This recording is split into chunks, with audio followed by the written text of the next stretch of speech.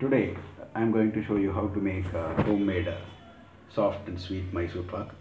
Sri Krishna Sweets Mysore pak மாதிரியே வந்து ஒரு சாஃப்டான மைசூர் பாக் நம்ம வீட்டில் செஞ்சு பார்க்க முடியும்னு நம்ம நினச்சோம்னா இந்த ரெசிபி நீங்கள் ஃபாலோ பண்ணலாம். ஸோ இதுக்கு தேவையான இன்க்ரீடியன்ஸ் நான் ஃபஸ்ட் சொல்லிடுறேன்.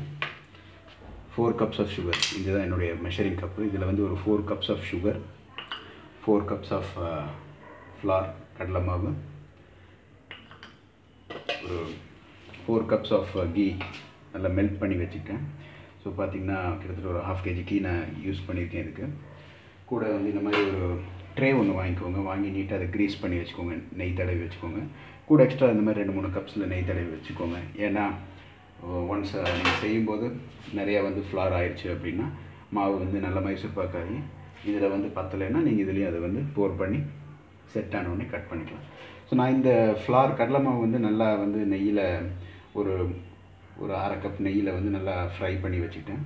இதை நான் இப்போ என்ன பண்ண போகிறேன்னா, இது நல்லா இந்த இதில் வந்து நெய்யில் வந்து கலந்து ஒரு பேஸ்ட் மாதிரி ப்ரிப்பேர் பண்ணி வச்சுக்க போகிறேன். ஸோ ஓகே, ஸோ இந்த கடலை மாவும் நான் மெல்ட் பண்ணி வச்சுருந்த கீயும் நல்லா மிக்ஸ் பண்ணி வச்சு நல்ல ஒரு கிட்டத்தட்ட ஒரு மாவு வந்து ஒரு கீ மாதிரி ஒரு கன்சிஸ்டன்சி வந்துடுச்சு. ஸோ இப்போ ஃபஸ்ட் நம்ம என்ன பண்ண போகிறோம்னா, இந்த சுகரை பதத்துக்கு கொண்டு வர போகிறோம். அந்த பதம் வந்து ரொம்ப முக்கியம். என்ன பதம் பார்த்திங்கன்னா, ஒரு கம்பி பதமாக இருக்கணும் கூட அவசியம் இல்லை. கம்பி பதத்துக்கு கிட்ட வந்துருச்சுனாலே அந்த ஒரு திக் கன்சிஸ்டன்சி, ஃப்ளோயிங் கன்சிஸ்டன்சியில் வந்துருச்சுனாலே லிக்விடாகவும் இருக்கக்கூடாது, சாலிடாகவும் இருக்கக்கூடாது. இது ஒரு கம்பி பதம்னு சொல்லுவாங்க. அந்த பதத்துக்கிட்ட வந்துருச்சுனாலே நீங்கள் வந்து இந்த கடலை மாவை சேர்க்க ஆரம்பிக்கலாம். ஸோ ஃபஸ்ட்டு நான் சர்க்கரை போட போகிறேன்.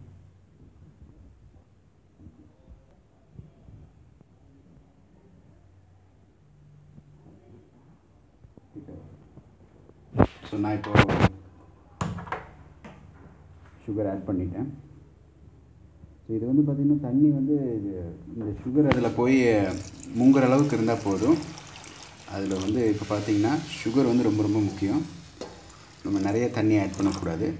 ஸோ இந்த சர்க்கரை வந்து அதில் டிசால்வ் ஆகிற அளவுக்கு இருந்தால் போதும். ஓகேங்களா?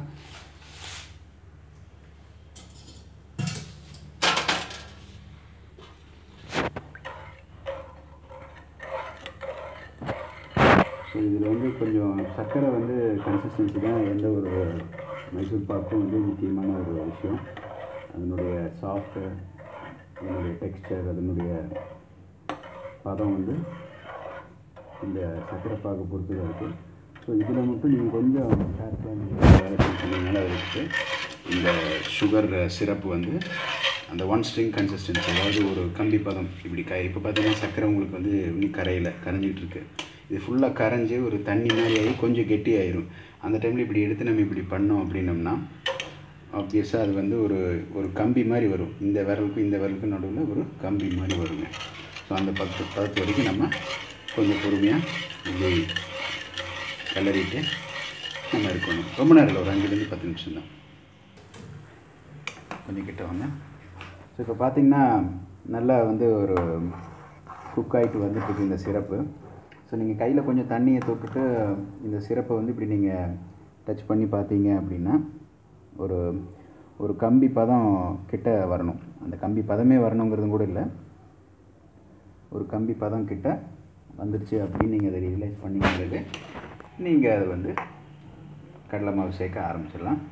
ஸோ இப்போ பார்த்திங்கன்னா உங்களுக்கு இது ஆல்மோஸ்ட் ஒரு கம்பி பதம், என் கை விரலுக்கு நடுவில் ஒரு கம்பி மாதிரி ஒரு இது வர்றது உங்களுக்கு தெரியும்னு நினைக்கிறேன். ஸோ இதுதான் வந்து கம்பி பதம். ஸோ இன்னி நம்ம வேணும்னா ஒரு 2 minutes வெயிட் பண்ணலாம், இல்லைன்னா ஸ்லோலி நம்ம இப்போவே ஆரம்பிச்சிடலாம் ஆட் பண்ணுறதுக்கு கடலை மாவு. ஸோ சின்ஸ் இது தீபாவளிங்கிறதுனால நீங்களும் வந்து பதட்டப்பட வேணாம். நீங்கள் கம்பி பதம் வர்ற வரைக்கும் வெயிட் பண்ணுங்கிற அவசியம் இல்லை. இப்படி வரணுன்னாலும் ஒரு 2 minutes வெயிட் பண்ணி பாருங்களா. கம்பி பதம் தெரியுதுங்களா? இதுதான் கம்பி பதமுங்க. இப்போ வந்து நம்ம ஆட் பண்ண ஆரம்பிக்கலாம் ஸ்லோலி. ஸோ இப்போ பார்த்தீங்கன்னா ஆட் பண்ணியாச்சு. நல்ல ஒரு சின்ஸ் அது ஆல்ரெடி நெய் நம்ம கலக்கி வச்சுருக்கனால அந்த கடலை மாவு கூட நல்ல ஒரு அருமையான வாசனை வர ஆரம்பிச்சிருச்சு. இப்போ இனிஷியல் ஸ்டேஜில் இது வந்து நம்ம இப்போ ஹை ஃப்ளேம்லேயே வச்சு பண்ணலாம். நம்ம ப்ராசஸ் கொஞ்சம் ஸ்பீடாக இருக்குது. அப்புறம் பார்த்திங்கன்னா ஒரு 5 மினிட்ஸ்க்குள்ளே நம்ம அப்படியே மீடியம் ஃப்ளேமில் கொண்டு வந்துட்டு கிளறலாம். ஏன்னா ரொம்ப ஹை ஃப்ளேம்லேயே வச்சு பண்ணிட்டு இருந்தீங்கனாலும் சின்ஸ் சுகர் அதில் நிறைய நம்ம போட்டிருக்குறோம், அது வந்து ஓவர் குக் ஆகி உங்கள் ரெசிபி மைசூர் பாக்கை ரொம்ப டைட் பண்ணி கெட்டியாகிறதுக்கு வாய்ப்புகள் நிறையா இருக்குது. ஏன்னா நம்ம இது பண்ணுறதோட அல்டிமேட் கோலே வந்து சாஃப்ட் மைசூர் பாக். ஸோ இப்படி நல்லா பொறுமையாக ஈவனாக கிளறிட்டே வரணும். ஸோ இப்போ பார்த்திங்கன்னா நம்ம மைசூர் பாக் வந்து நல்லா இப்போது கலந்து நல்லா அந்த எண்ணெய் வெறும் நெய்யும் கடலை மாவும் கலந்து நம்ம அந்த கலவையை சுகர் சிரப் கூட போட்டிருக்கோம். அது நல்லா திரண்டு நல்லா வெளியே வருது. பார்த்திங்கனாலே உங்களுக்கு அப்படியே இந்த சைடு எட்ஜஸ் எல்லாம் அப்படியே ஒட்டான்னு இப்படி வருதுங்க. ஸோ இதுதான் கரெக்ட் டைமு. நம்ம இந்த டைமில் வந்து நம்ம எடுத்துறது நல்லது. ஸோ இப்போ பார்த்திங்கன்னா நம்ம அந்த குக் பண்ண மைசூர் பாக்கை அந்த ப்ரொப்போர்ஷன் அப்படியே இதில் வந்து நம்ம ட்ரேயில் போட்டு ஒரு 15-20 மினிட்ஸ் வந்து அப்படியே அது வந்து செட்டில் ஆகிறதுக்கு டைம் கொடுத்துடணும். ஒரு 15-20 மினிட்ஸ்க்கு அப்புறம் நான் என்ன பண்ணேன்னா ஒரு நார்மல் நைஃப், ஒரு சின்ன நைஃப் எடுத்து இந்த மாதிரி நைஃப்பில் ஃபுல்லாக பியூர் கீ, இந்த ரெசிபி வந்து ஃபுல் அண்ட் ஃபுல் பியூர் கீயில் செஞ்சது. ஸோ அதனால் நான் வந்து பியூர் கீயில் இது வந்து இந்த நைஃபை வந்து அப்ளை பண்ணி ஃபுல்லாக கீயில் I just cut it into pieces vertically and horizontally. இதில் பார்த்திங்கன்னா ஒரு அப்ராக்சிமேட்டாக ஒரு 36 பீசஸ் நான் கட் பண்ணியிருக்கேன். ஸோ ஜஸ்ட் நான் பார்டர் தான் போட்டிருக்கேன். பார்டர் போட்டு ஒரு 2 மினிட்ஸ் கழித்து மறுபடியும் அந்த பார்டரை நல்லா உள்ளே இன்சர்ட் பண்ணி டீப்பாக கட் பண்ணியிருக்கிறேன். ஸோ இதை வந்து இன்னும் ஒரு 15-20 மினிட்ஸ் நம்ம கூல் பண்ண அலோவ் பண்ணோம்னா இன்னும் நல்லா ஒரு 90% செட் ஆகிருக்கிறது ஒரு 100% செட் ஆயிரும்.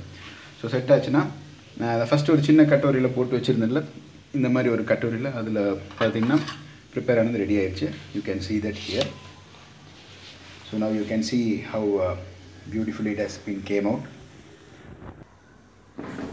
ஸோ பார்த்திங்கன்னா இதுதான் அந்த ப்ரிப்பேர் பண்ணி இந்த சின்ன கட்டோரியில் ப்ரிப்பேர் பண்ணியிருந்த அந்த மைசூர் பாக் ப்ரொப்போர்ஷன். ஸோ இது வந்து பியூட்டிஃபுல்லாக செட் ஆகி நல்லா வந்துருச்சு. ஸோ இதே மாதிரி நீங்களும் உங்கள் வீட்டில் ட்ரை பண்ணி பாருங்கள். ஸோ இது வந்து ரொம்ப simple. All you need to do is நல்லா வந்து ஃபஸ்ட்டு நான் மறுபடியும் ஃபஸ்ட்லேருந்து சொல்லிடுறேன். ஃப்ளார் வந்து நல்லா ஜலிச்சிக்கோங்க. 4 cup flour, 4 cup sugar, 4 cup pure key.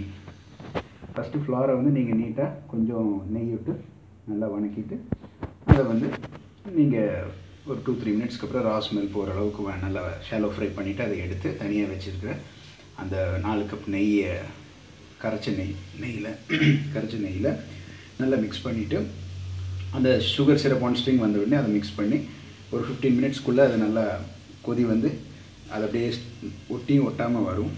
அந்த டைமில் இதை எடுத்து இப்படி ஊற்றுனீங்கன்னா உங்களுடைய இந்த மைசூர் பாக் ரெடி ஆயிடும். So this is what all about making a soft pure Mysore pak sweet. Wish you all a happy Diwali. இப்போ நான் அந்த ஸ்வீட்டை உங்களுக்காக நான் பிரேக் பண்ணி காட்ட போகிறேன். ஸோ நீங்கள் பார்க்கலாம், இதில் உள்ள ஃபுல்லாக வந்து கீ நல்லா செட் ஆகிருக்குது.